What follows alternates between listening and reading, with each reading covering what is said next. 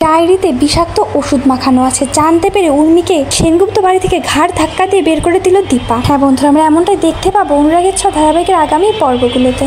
সূর্যের হাতে আবারও সেই বিষাক্ত ওষুধ মাখানো ডায়েরিটা তুলে দেয় উর্মি।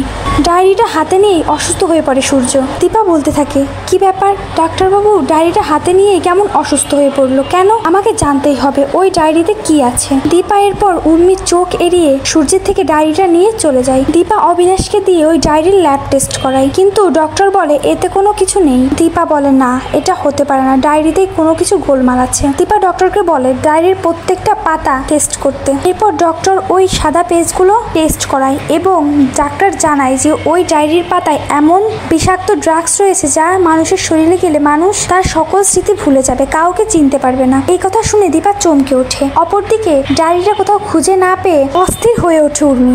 আর ঠিক তখনই বাসনওয়ালির ছদ্মবেশে দীপা এসে বলে ডায়েরিটা আমার কাছে আছে। উর্মি বলে ডায়েরিটা তোমার কাছে কি করে গেল? দাও দাও, ডায়েরিটা আমার কাছে দাও। বাসনওয়ালি বলে কেন দিদি, ডায়েরিটাতে কি আছে? উর্মি বলে বেশি কথা না বলে ডায়েরিটা দিয়ে এখান থেকে চলে যাও। দীপা বলে যাবো বলে তো এখানে আসিনি, তোর খেলা শেষ উর্মি। দীপাকে দেখে সবাই অবাক হয়ে যায়। দীপা তখন বলে এই ডায়েরিতে বিষাক্ত ওষুধ মাখানো রয়েছে যেটা ডাক্তারবাবুর শরীরে যাচ্ছে, তার জন্য ডাক্তারবাবু দিনের পর দিন অসুস্থ হয়ে পড়ছেন। আমার কাছে টেস্টের রিপোর্টও রয়েছে। যা শুনে সবাই অবাক হয়ে যায়। দীপা উর্মিকে আচ্ছা করে রাম ধোলাই দেয় আর বলে শয়তান, তোর জন্য আজকে ডাক্তারবাবুর এই অবস্থা, তুই এক্ষুনি এই বাড়ি থেকে বেরিয়ে যা। আর ঠিক তখনই অবিনাশ পুলিশ সহ সেনগুপ্ত বাড়িতে হাজির হয়, প্রমাণ সহ উর্মিকে পুলিশে অ্যারেস্ট করে।